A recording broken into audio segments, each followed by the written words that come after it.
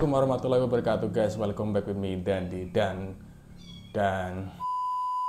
ya, apa kabar teman-teman semuanya hari ini? Semoga teman-teman tetap diberikan rezeki yang lancar oleh Tuhan Yang Maha Kuasa, dan semoga teman-teman tetap diberikan kelancaran dalam menjalankan segala aktivitas, dan semoga teman-teman tetap diberikan kebahagiaan dalam menjalankan hidup ini. Jadi tanpa basa-basi lagi, sesuai judul yang teman-teman lihat di video ini, jadi kita akan membahas equipment gear yang saya pakai selama kurang lebih 1-2 bulan ini untuk menjalankan olahraga jogging atau running. Ya meskipun nggak running-running banget, tapi saya mencoba untuk menyesuaikan diri, mencoba untuk latihan dulu, karena semuanya butuh proses. Saya mengukur dari kemampuan diri sendiri ya. Saya yakin bahwasanya ketika kita percaya dengan proses, nanti juga akan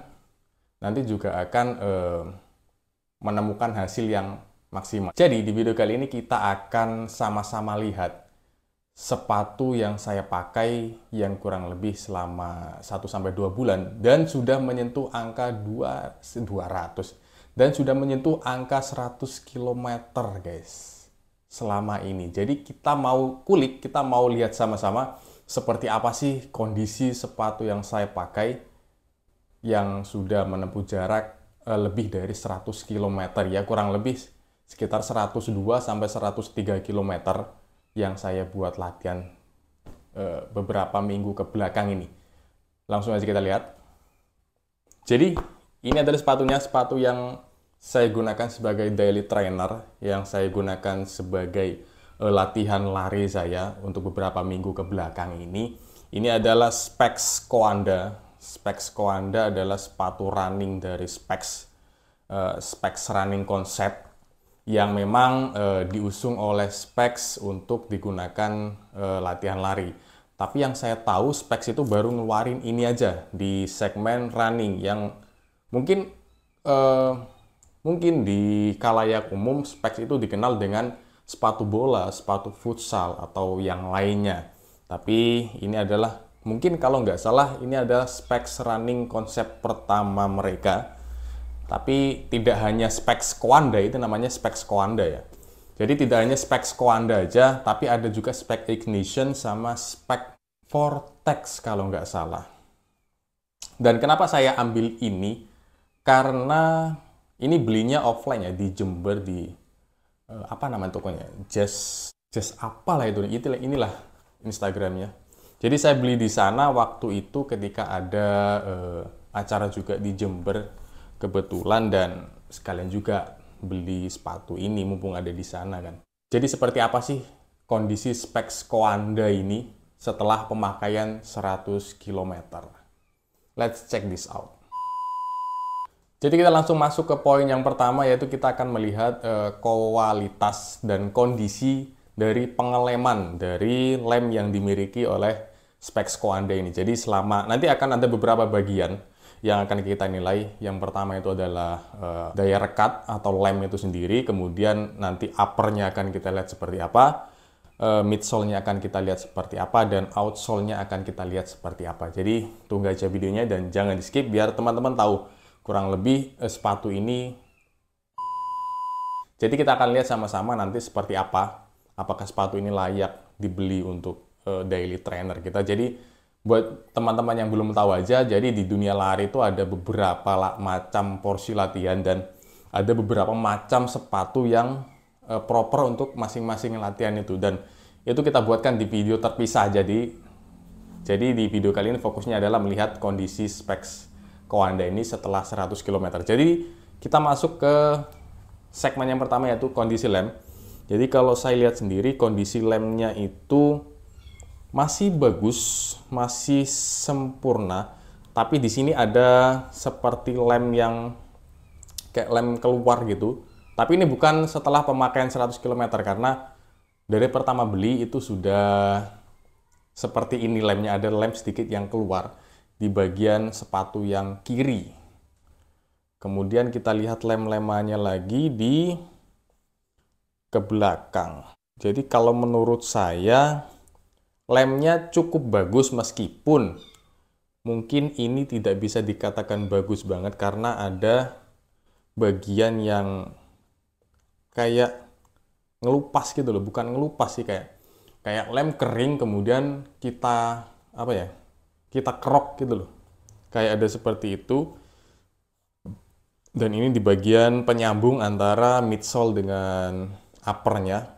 Tapi overall untuk 100 km ini masih bagus banget untuk kondisi lemnya. Kemudian kita lihat lem yang ada di outsole masih bagus juga untuk 100 km. Kemudian kita cek yang sebelah kanan. Untuk yang sebelah kanan ya masih sama, bagus juga, merekat dengan sempurna. Ya meskipun di sini ada sih, di bagian kaki kanan ini ada kayak sebenarnya udah ngerekat, tapi karena mungkin kurang bagus jadi agak renggang dikit aja. Tapi harusnya bukan masalah sih ini, cuman ya overall bagus. Untuk outsole kaki kanan lemnya juga masih bagus, tidak ada tanda-tanda mau lepas. Good. Tapi ini ada catatan khusus di bagian tang atau lidah sepatunya. Di bagian tang ini kayaknya yang pertama kali kelihatan banget lemnya kurang bagus ada di bagian tang. Karena di bagian tang ini kelihatan banget ketika ada logo kuning ini. Sorry. Ini. Di tang pembatas antara tang dengan upper itu sedikit ngelupas, guys. Seharusnya itu nempel karena lemnya nyampe situ kan. Tapi ini ngelupas dan lebih cepat ini daripada lem di bagian penghubung antara midsole dengan uppernya. Dan kiri kanan begitu juga, sama-sama udah ngelupas kurang lebih berapa ini ya, 1 cm atau 1,5 cm itu udah ngelupas. Kemungkinan kalau memang ini nggak kuat bakal tembus sampai ke garis yang kuning itu. Tapi overall bagus lem-lemannya untuk 100 km ini. Bagus job. Kalau bisa saya kasih nilai lemnya sampai saat ini ya 9 aja, 9,0. Andai kata lemnya masih sempurna banget dan nggak ada yang lupas, akan saya kasih angka 9,5. Tapi karena ini ada beberapa indikasi yang beberapa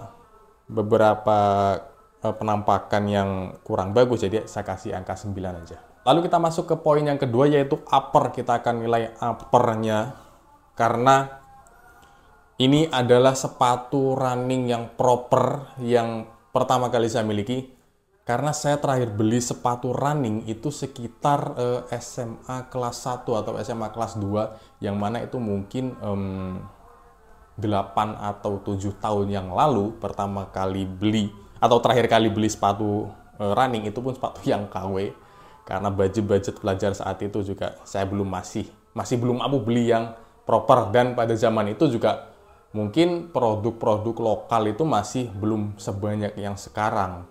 Karena pada zaman saya SMA itu mungkin ya produk-produk luar seperti Nike dan Adidas itu banyak banget yang KW, yang not price to performance, tapi yang bisa dimiliki karena kita pakai gengsi mereknya.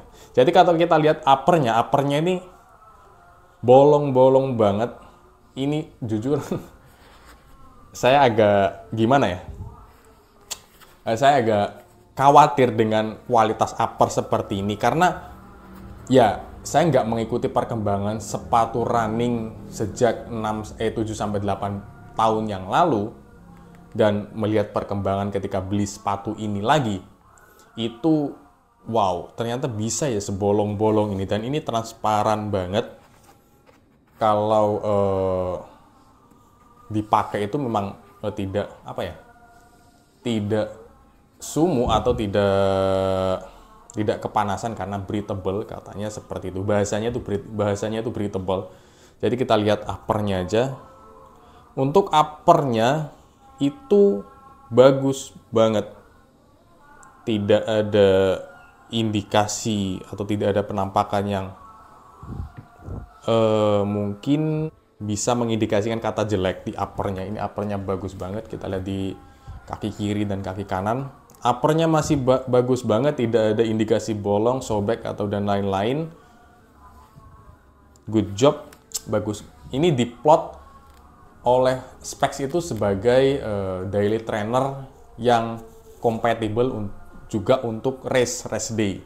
Jadi kalau nggak salah itu ada Specs Coanda itu Diplo daily trainer dan proper untuk race. Kemudian ada Specs Ignition yang memang khusus untuk daily trainer, dan Specs Vortec itu kalau nggak salah juga daily trainer, tapi kayaknya lebih ke max cushion daily trainer. Mungkin seperti itu kalau kita ratakan line up dari Specs. Jadi untuk kualitas uppernya itu bagus, tidak ada yang rusak, tidak ada yang sobek, tidak ada yang bolong untuk pemakaian 100 km ini. Dan di bagian toe box-nya ini ada lapisan khusus, dan juga di bagian kolar itu bagian belakang ini kalau nggak salah ya, itu juga masih nggak ada yang sobek. Bagus, good job. Untuk upper saya kasih nilai 9,5 karena tidak ada cacat yang berarti sampai pemakaian 100 km.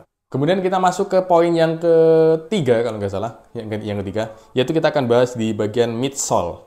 Bagian midsole ini dikasih nama oleh Specs, itu adalah Substance One.